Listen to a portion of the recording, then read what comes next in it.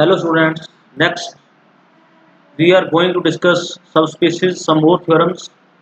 Theorem 1.2.4, if W1 and W2 are subspaces of vector space V over field F, then W1 union W2 is subspace of V if and only if W1 and W2 are comparable. That is either W1 is subset of W2 or W2 is subset of W1. So how to prove it? First we suppose W1 is subset of W2 or W2 is subset of W1. That is, they are comparable.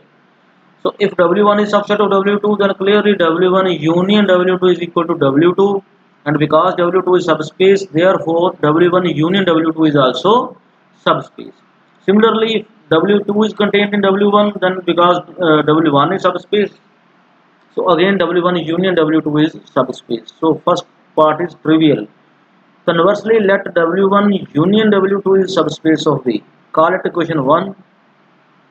We have to show that W1 and W2 are comparable. That is to prove W1 subset W2 or W2 subset W1. Suppose not. That is neither W1 is contained in W2 nor W2 is contained in W1. So it means exists X1 belongs to W1 not in W2 and Y in W2 not in W1, but both x comma y belongs to union W1 union W2. Because we have assumed W1 union W2 is subspace, therefore from equation 1 x plus y belongs to W1 union W2. Next slide. So because x plus y belongs to W1 union W2, it means x plus y belongs to W1 or x plus y belongs to W2. If x plus y belongs to W1, so from previous slide x belongs to W1, it means x plus y minus x belongs to W1 because W1 is subspace. Therefore, y belongs to W1, which is again a contradiction because in the previous slide y does not belongs to W1. Similarly, if x plus y belongs to W2, also y belongs to W2, so their difference belongs to W2 means x belongs to W2, which is again a contradiction because of the previous slide x not belongs to W2. So in both cases we arrive at a contradiction. So therefore W1 and W2 are comparable. That is either W1 is subset of W2 or W2 is subset of W1. Next example, example 1.2.1, if V is a vector space of all real sequences over real numbers, then W the set of all convergent sequences is subspace of V. This V is vector space I have discussed in vector space part 1.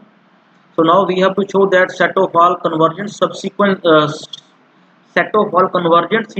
is subspace of V. So first we will show that W is non-empty because 0 sequence 0 0 0 0 is convergent to 0. So 0 sequence belongs to W means W is non-empty. Let xn comma yn two sequences belongs to W such that xn belongs to x comma yn belongs to y because W is a subset containing all convergent sequences. So let alpha beta belongs to R. So by algebra of convergent sequences, we have alpha into xn plus beta into yn. This is equal to alpha xn plus beta yn. This converges to alpha x plus beta y. This is by algebra of convergent sequences. So it means if xn and yn are convergent, then alpha xn plus beta yn is also convergent. It means the sequence alpha xn plus beta yn belongs to W.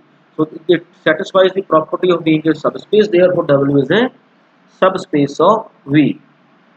Next example: if V is a vector space of all real sequences over R, then W a subset of V such that W contains all sequences which converges to A, where A is non-zero real number, is not a subspace of V.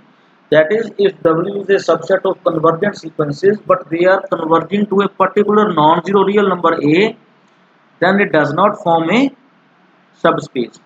If possible, let W is a subspace, so xn and yn belongs to W.